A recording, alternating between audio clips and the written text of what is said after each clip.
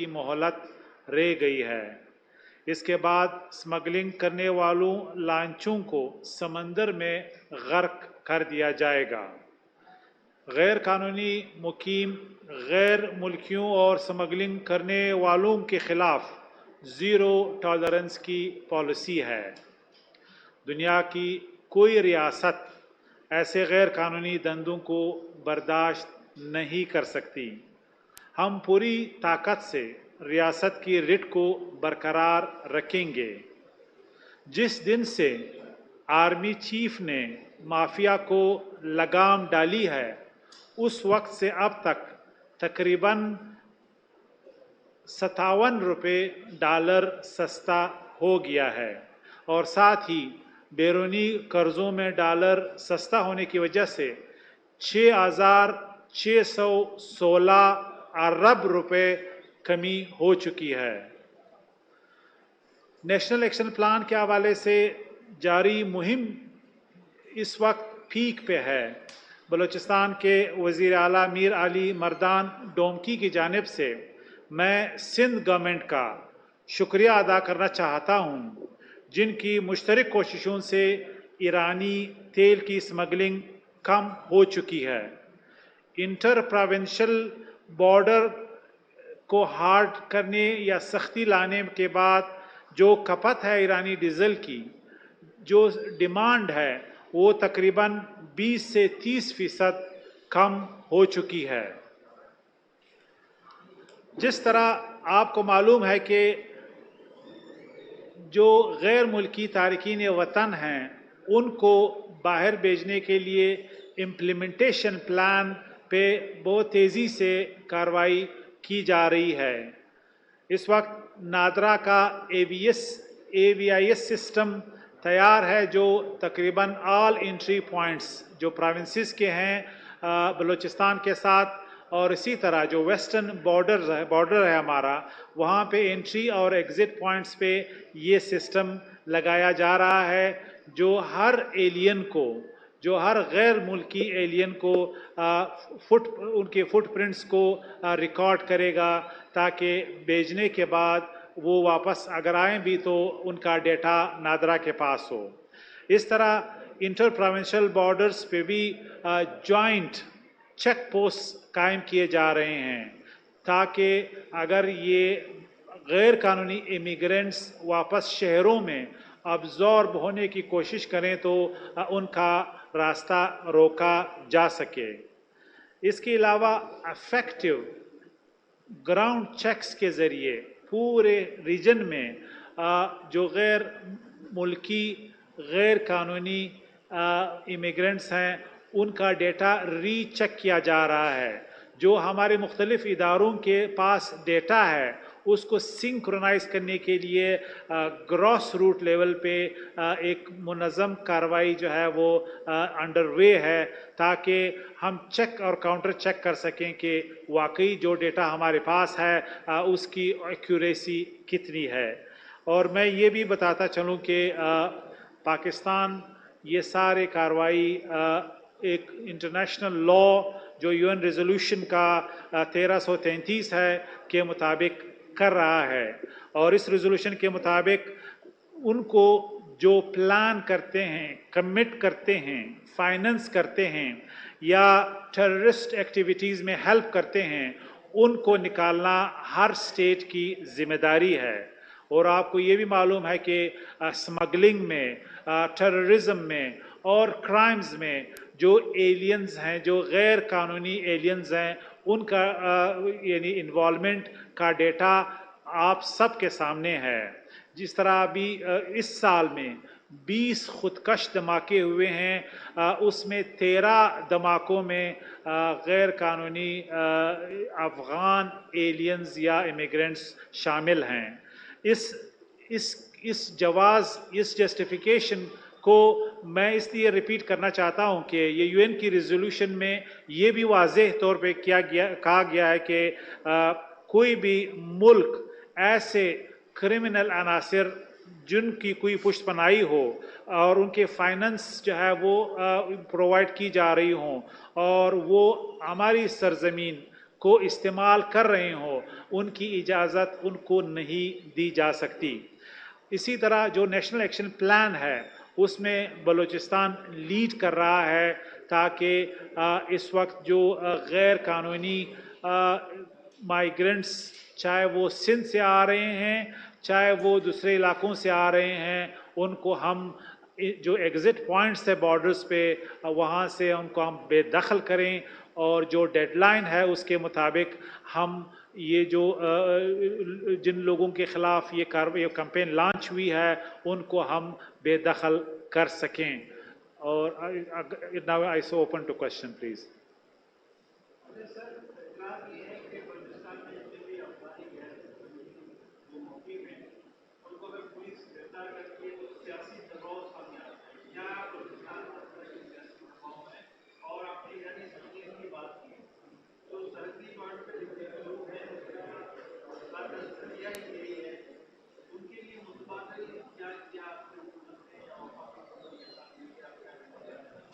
पहली बात यह कि कोई सियासी दबाव बर्दाश्त नहीं किया जाएगा। जो रियासत की इस विल, इस डिटर्मिनेशन, इस पॉलिसी के सामने खड़ा होने की कोशिश करे, इन लोगों ने जिनका इस मुल्क में आना ही नहीं बनता, उनका कोई डॉक्यूमेंट नहीं है, चाहे वो बलूचिस्तान में है, चाहे केपी में है, चाहे मुल्क के दूसरे हिस्सों में है, इन्हें चले जाना चाहिए था। अब रियासत पाकिस्तान का ये डिसीजन है, इसके सामने कोई भी अगर खड़ा होने की कोशिश करेगा तो उसको स्मैश कर देंगे। दूसरी अहम बात ये कि जो आप ईरानी बॉर्डर्स की बात कर रहे हैं, ईरानी डीजल की आप बात कर रहे हैं, उसमें जो चंक है, जो 90% है, वो माफिया और सिंडिकेट्स के जेबों में जा रहा है। उसमें कोई आम आदमी की इन्वॉल्वमेंट जो है वो 1%, 2% भी नहीं है। टोटल जिन जम्बा की हम बात कर रहे हैं उसमें 7 से 8 हज़ार ड्राइवर्स हैं जिनको गवर्नमेंट जो हमारा सिस्टम है उनके ज़रिए कंपनसेट करेगी ताकि वो बेरोज़गार ना हो। इसी तरह जो अफ़गान ट्रांजिट ट्रेड हैं जिसमें टैक्सीज इन्वॉल्व हैं, वो भी चंद 100 या 1000 के बराबर हैं। अगर आप ये कह रहे हैं कि इन स्मगलिंग के एक्टिविटीज़ में आम लोगों को फ़ायदा पहुंच रहा है, तो आज चागी में, मकरान में, आज बलूचिस्तान के हर खिते में पानी इनकी वजह से होता। वहाँ पे हॉस्पिटल्स बनते हैं क्योंकि अरबों रुपए का, और मैं ये कह रहा हूँ कि डॉलर्स में ये रेवेन्यू स्मगलर्स और माफिया के जेबों में जा रहा है। ये सिर्फ ईरानी तेल की बात नहीं कर रहा, ये अफगान रिवर्स ट्रांजिट ट्रेड की मैं बात कर रहा हूँ जिसका इस साल वॉल्यूम 7 अरब डॉलर है, जबकि अफगानिस्तान का टोटल इंपोर्ट 2 बिलियन डॉलर है। तो ये सामान जिधर से आ रहा है वापस पाकिस्तान आ रहा है। तो इसका जो मेन बेनिफिशियरी है ये 90% जो टॉप की आपकी सिंडिकेट्स और माफिया हैं वो इन्वॉल्व हैं, लिहाजा उनका आम आदमी के रोज़गार से उनका कोई ताल्लुक नहीं है। तो ये मिथ है कि वहाँ पे लोगों को जो है ये इलीगल इलिसिट एक्टिविटी के ज़रिए कोई रोज़गार जो है सब्सटेंटिवली मिला है।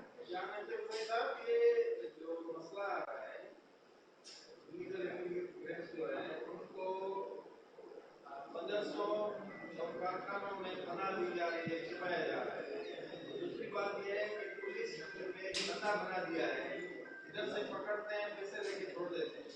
इस हवाले से हुकूमत की तो कोई कार्रवाई नजर नहीं आ रही है। देखिए, मरकजी गवर्नमेंट ने तमाम सूबों को ये इंस्ट्रक्शंस दी हैं कि इन लोगों को आपने बाइज़्ज़त तरीके से बाहर निकालना है और ये फॉरेन एक्ट के तहत इन्हें बाहर निकाला जा रहा है।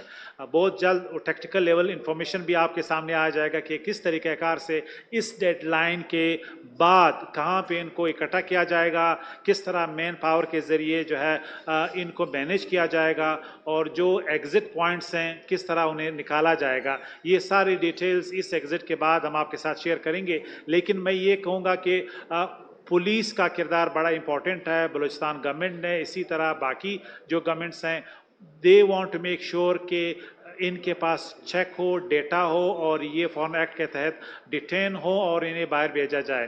तो इसकी कोई गुंजाइश नहीं है। मदारिस की बात है, मैं सिर्फ बलूचिस्तान की मिसाल दे रहा हूँ। 200 तकरीबन 50 के करीब मदारिस की जियो टैगिंग हो चुकी है। उनमें से 84 जो है वो अफ़गान मैनेजमेंट, अफ़गान जो इमिग्रेंट्स हैं उनकी मैनेजमेंट के नीचे हैं, जिनको पाकिस्तानी मैनेजमेंट में हैंड ओवर किया जा रहा है। इसी तरह उनकी फाइनेंस स्टूडेंट्स को, उनकी कैरिकुलम को, उनके रिफ्यूजी कैंप से उनको मॉनिटर किया जा रहा है।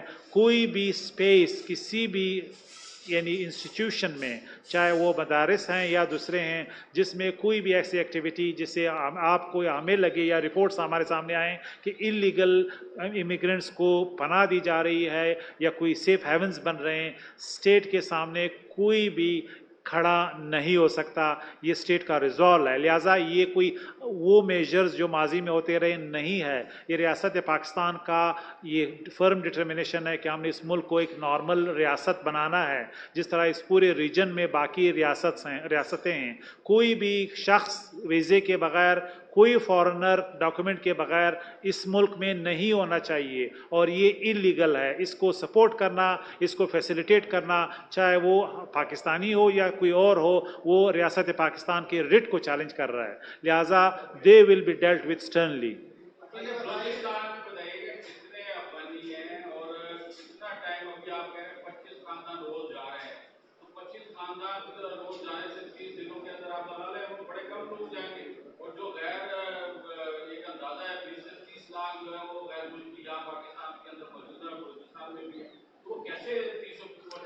अच्छा, क्विकली मैं बताऊं, टोटल 1.7 मिलियन जो है वो अफगान हैं जिनके पास यूएनएचसीआर और अपने आईडी कार्ड्स हैं, जिनको हम नहीं छेड़ रहे हैं।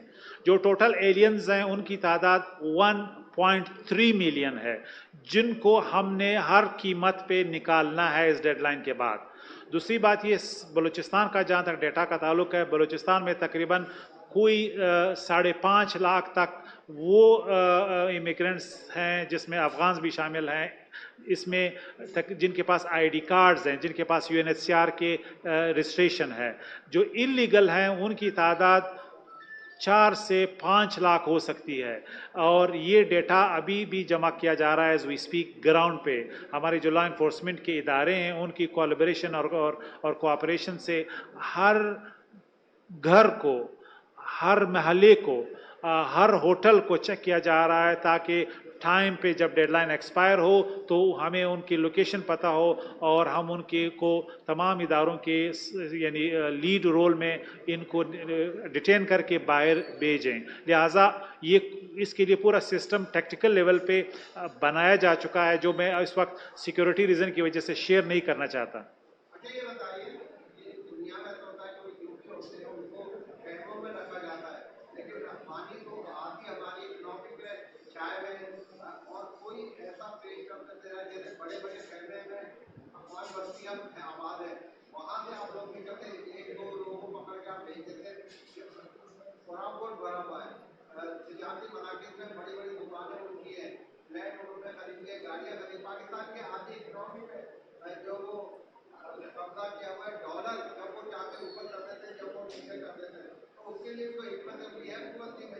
पहली बात ये, रियासत पाकिस्तान का जो विल है वो अपेक्स कमेटी के नेशनल एक्शन प्लान में हमें नज़र आया। उस नेशनल एक्शन प्लान की इम्प्लीमेंटेशन तमाम सूबों की जिम्मेदारी है, जिसका मतलब ये है कि गैर मुल्की एलियंस, गैर कानूनी डॉक्यूमेंट चाहे मुल्क के किसी भी कोने में हों, चाहे वो कराची की एक बस्ती की आप मिसाल दे रहे हैं, चाहे बलूचिस्तान का दूसरा कॉर्नर हो, इन्हें निकालना होगा। इसके लिए तमाम तैयारी हो चुकी है। दूसरी बात ये कि जिस तरीके से माजी में जिस तरह आपने डॉलर्स की मिसाल की दी, अब उसी के खिलाफ जो क्लैम्पडाउन आया है, इस वक्त जो डॉलर की कीमत आई है वो इस मुहिम का नतीजा है। जिस तरह मैंने इशारा किया, 57 रुपये का कीमत डॉलर के मुकाबले में ऊपर गया है। क्यों? क्योंकि स्मगलिंग, चाहे वो अफगान ट्रांजिट ट्रेड हो, चाहे ऑयल स्मगलिंग हो, ईरानी तेल, चाहे दूसरी इलिसिट एक्टिविटीज़ हो, उनमें जो माफियाज थे, जो हुंडी और हवाला वाले लोग थे, उनको जो है वो कंटेन किया गया है। सिर्फ बलूचिस्तान में 15,000 के करीब हवाला और हुंडी वाले लोग ऑपरेट कर रहे थे, जो ईरानी पेट्रोल और अफगान ट्रांजिट रिवर्स ट्रेड की डॉलर में कारोबार या ट्रांजैक्शंस कर रहे थे, जिनको स्मैश करके अल्हम्दुलिल्लाह आज हम डॉलर को स्टेबलाइज कर, रुपये को डॉलर के मुकाबले में स्टेबलाइज करने में कामयाब हो गए हैं। Last two question please.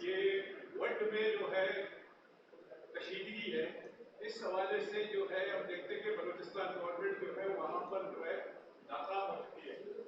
इस पर हवाले से आप क्या कहें? जो अपेक्स कमेटी का इजलास हुआ बलूचिस्तान में, उसमें में फैसला हुआ कि वर्ल्ड में फ़रीक़ैन को 4 दिन का टाइम टेबल यानी डेडलाइन दिया गया, जिसमें वो दोनों पार्टियां डिसंगेज होके जो नेशनल शारा है उसको बहाल करें और 18 जून का जो पोजीशन है उस पे चले जाएं। इस कंप्लाइंस के बाद फिर वो तो कर सकते हैं कि रियासत कोई रिकॉन्सिलिएशन या जरगा या उनके जो इश्यूज़ हैं उनको हल करने के लिए वो अपील कर सकते हैं। लेकिन लॉ एंड ऑर्डर के हवाले से ये एक स्ट्रिक्ट अपेक्स कमेटी का रिजॉल्व है, जिसमें आर्मी चीफ ने भी शिरकत की, जिसमें प्राइम मिनिस्टर ने डायरेक्टिव्स इशू किए हैं, जिसमें हमारी तमाम एजेंसी, इंटर एजेंसी, ब्यूरोक्रेटिक हमारी लीडरशिप तमाम ने इस फैसले का जो है वो इंडोर्स किया है। लिहाजा इसके लिए पॉलिसी तैयार है। हम उम्मीद करते हैं कि वो इस डेडलाइन को ऑनर करके बैक पोजीशन पे चले जाएंगे और ये जो आरसीडी शारा है उसको फ़ौरन बहाल करेंगे।